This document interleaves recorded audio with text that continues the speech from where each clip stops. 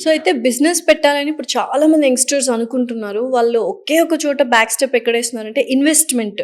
So మీరు చేస్తున్న బిజినెస్‌కి ఎంత ఇన్వెస్ట్‌మెంట్ కావాలి ఏంటి? నన్ను అడిగితే మాత్రం డెఫినెట్లీ నేను చేస్తున్నటువంటి వితౌట్ ఇన్వెస్ట్మెంట్ లేకుండా వచ్చిన దీంట్లోకి. Without investment. Yeah. ఇదేదో బాగుంది. జీరో ఇన్వెస్ట్‌మెంట్ అనుకోండి. ఎగ్జాక్ట్లీ. ఎందుకంటే ఇన్వెస్ట్ పెట్టి మనము అరే దాన్ని మనం ఎప్పుడు రీచ్ అవుతాము ఏంది అనుకోకుండా నేను వితౌట్ ఇన్వెస్ట్మెంట్ లేకుండా బిజినెస్ రావాలని చెప్పేసి నేను ముందు నుంచి అనుకున్నాను. టైం పట్టినా కానీ సక్సెస్ అనేది మనకి ఇక్కడ దొరుకుతుంది. ఓకే. ఇన్వెస్ట్ పెట్టి అరే పెట్టాము దాని మీద మనము బాగా రాత్రి పగులు అనుకుంటూ కష్టపడుకుంటూ ముందుకు పోవాలి. నేను సెలెక్ట్ చేసుకున్నది మాత్రం ఆప్షన్ మాత్రం రియలీ ఇట్స్ డెఫినెట్లీ హ్యాపీ. ఎందుకంటే వితౌట్ ఇన్వెస్ట్మెంట్ నేను కష్టపడుతున్నా సంపాదించాలి అండ్ ఇంకా సంపాదించినట్టంటే ఇప్పుడున్న తరుణం మాత్రం డెఫినెట్లీ నీకు మంచి అవకాశం సో ఈ బిజినెస్ లో మీరు ఇన్వెస్ట్మెంట్ పెట్టిందంటే మీ టైం ని. ఎగ్జాక్ట్లీ టైం మాత్రమే. Okay. So first part time లో స్టార్ట్ చేశారా ఈ బిజినెస్?